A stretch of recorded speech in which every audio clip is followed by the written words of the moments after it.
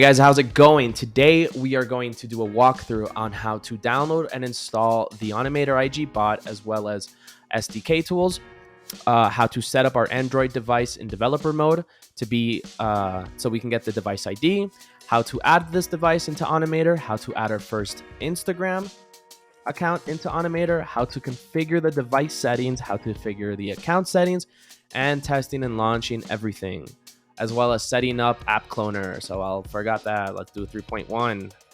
Set up AppCloner. All right. So if we go into the Onimator Discord, we'll find the link to the IG bot, right? You will also need to download SDK tools. We'll leave a link for that as well. So the IG bot will take you to a Google Drive. You're just going to click download on the SDK platform. You're just going to want to download SDK platform tools for Windows. Once we have both of that installed, downloaded, not installed, we're going to want to extract both files. I think the platform tools also comes in a zip file, so you're just going to want to extract that. You do that simply by clicking on the zip file. I have WinRAR and extract to folder, which I have here, and we'll get back to that in a moment. Next thing we want to do is we already do is download and install. Oh, okay, cool. We already did this. Let's add a check mark on that. Done. Can I add that here? No? Okay, well, it's done. Next, we want to set up our device. So I have my device here. You will be doing this on your phone. This is a Xiaomi Redmi 9C. Okay, so if you have a Samsung or a Google phone, you just kind of want to Google how to put the name of your phone into developer mode. For this phone, you're going to click About Phone at the top. You're going to click on MIUI version, and you're going to tap on this a couple of times until it says you're in developer mode. We've already done this. Says no need. You're a developer already. Once you've done that, you're going to want to go into your developer options. So if you don't know where that is for these phones, it's in additional settings, developer options, but you can always just type here developer options, right? And it'll take us to there. Okay, once here, right, you're going to want to turn on a couple of settings. For this phone in particular, I know the Samsung phones don't have this issue, but for the Xiaomi phones, we have to do a little more, right? We're going to want to turn on USB debugging on, right?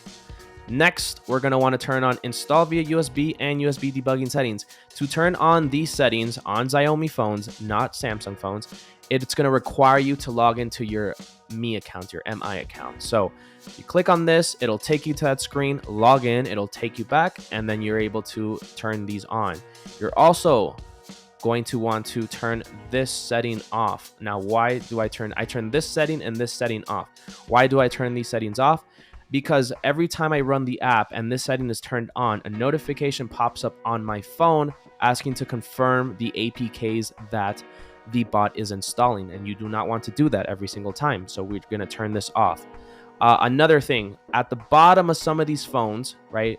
This is still Xiaomi phones. I don't think Samsung and Google, this applies to you guys. There's going to be an option here that says MIUI optimization, compartmentalization, something like that. You're going to want to turn that off. I also turn off this one with the high risk features so that the pop-ups are less. Great. Next, what's next?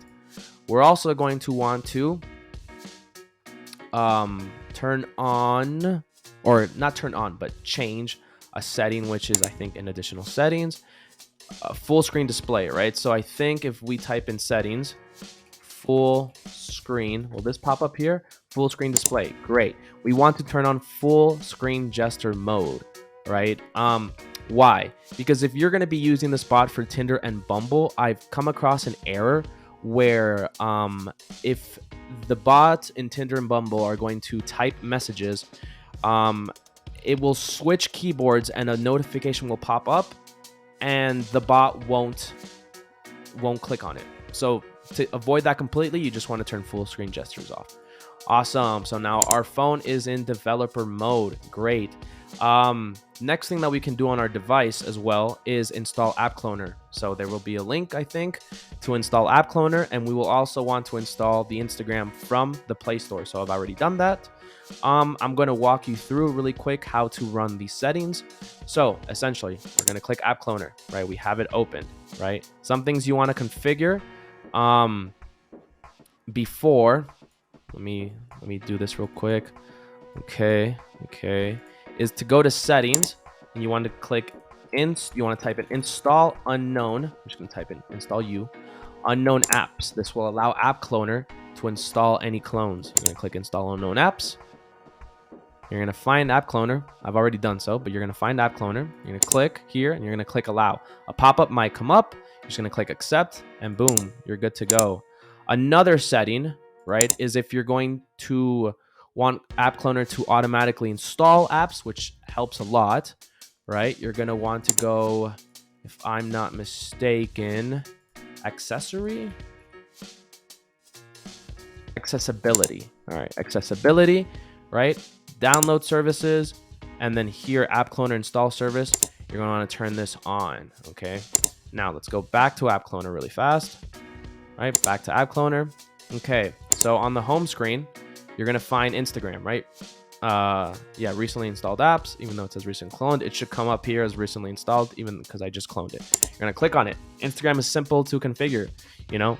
You're going to go down here, click identity and tracking options. So you're going to go all the way down, click new identity, and you're going to click enable, clear cache, and clear app data. Now, why do I turn all these notifications on?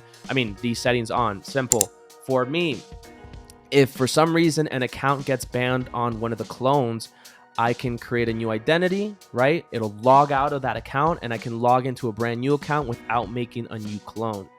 And if you're going to be doing batch cloning, which is essentially, you know, if you have 20 accounts per phone, which is the limit that I recommend, you're going to click here, clone number. And normally it's going to be here, but you're going to click on batch cloning.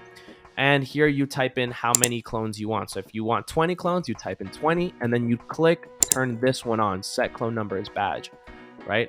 That will give a little number in the top right, so you know which clone is what, and it'll look something like this, right? So once you've done all that, you're going to click this button, right? Let's just walk through this. We can do maybe 2 to 2. I'll just make a second clone for later. And click this. It's going to clone it. Okay, so I had paused this, but it did install. So it downloaded it, and it had the auto install on and whatnot. So once you do that, right? So that's done. So it'll look like this. So if you have 20 clones, it'll be 2, 3, 4, 5, 6, whatever. So now we have AppCloner installed. We have cloned our, Instagram, right? You're not going to want to use the original, right? It's best to just use clones.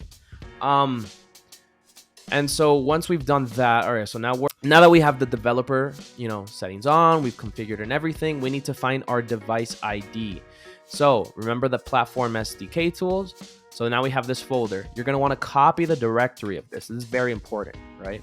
We're going to open up the command prompt, and we're going to type in CD, which stands for change directory. We're going to paste in that directory. It's going to take us to platform tools, and making sure that your device is connected to your computer, right? Making sure. And when you connect your device, you might get a pop-up that says allow USB debugging. You're going to click always on, and whatever other setting that comes up, you're going to click always allow, always on. And then you're going to type in ADB devices. There we go, ADB devices. And then here, if everything was done successfully, you should get the device ID of your Android device, right? Like here it says LBTK, and here it says LBTK, right? And so that's done.